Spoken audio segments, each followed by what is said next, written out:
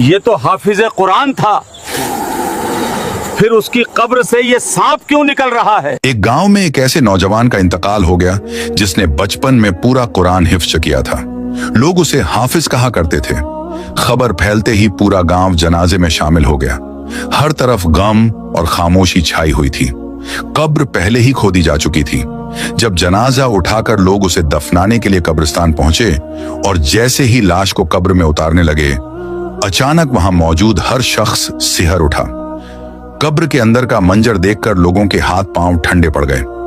अंदर मोटे मोटे काले सांप कुंडली मारकर बैठे हुए थे। उनकी आंखें अजीब तरह से चमक रही थी, जैसे किसी का इंतजार कर रहे हों। डर के मारे लोग पीछे हट गए।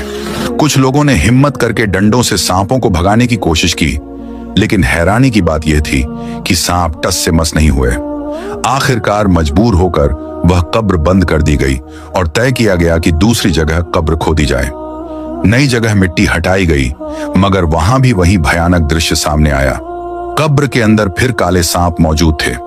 ऐसा लग रहा था मानो पूरी जमीन उस लाश को कबूल करने से इनकार कर रही हो। अब माहौल और भी ज्यादा डरावना हो गया। तब इमाम साहब ने जनाजे के साथ आए घर वालों से सख्त लहजे में पूछा, बताओ ये लड़का कौन था, इसके अमाल क्या थे? ये सुनते ही उसके वालिद फूट फूट कर रो पड़े। रोते हुए उन्होंने कहा, हजरत, लोग इसे हाफिज कहते थे, मगर सच्चाई यह है कि इसने कुरान को भुला दिया था।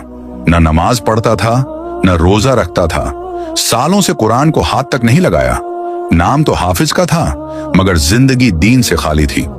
इमाम साहब ने कुछ देर खामोशी के बाद तीसरी जगह कब्र खोदने का हुक्म दिया।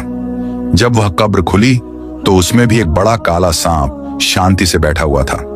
इमाम साहब ने कहा, अब इसी कब्र में दफन कर दो। जैसे ही जनाजा कब्र में रखा गया, वही सांप अचानक हरकत में आया और उस नौजवान के शरीर से लिपट गया।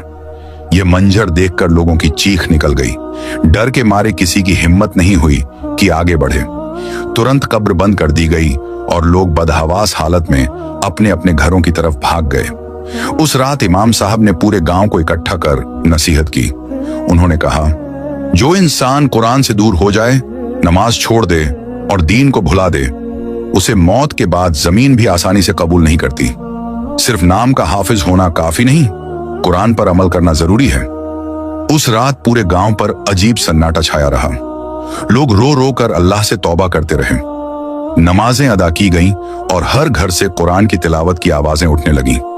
ऐसा महसूस हो रहा था मानो पूरा गांव अपने गुनाहों पर शर्मिंदा होकर अल्लाह की तरफ लौट आया हो।